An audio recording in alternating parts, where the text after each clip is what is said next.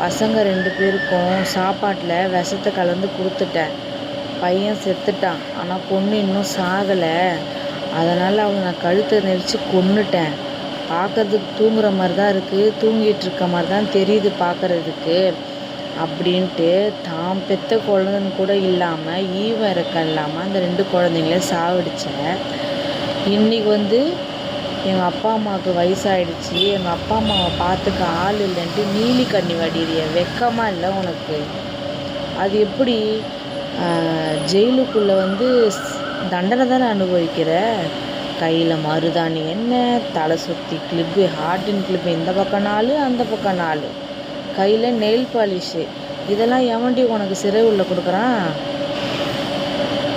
நீ சிறை வாழ்க்கை தானே வாழ்ந்துட்டுருக்க. உன்னை பார்த்தா அப்படி தெரியலையே, ஜம்முன்னு உள்ளே வாழ்ந்துட்டுருக்க மாதிரி தான் தெரியுது.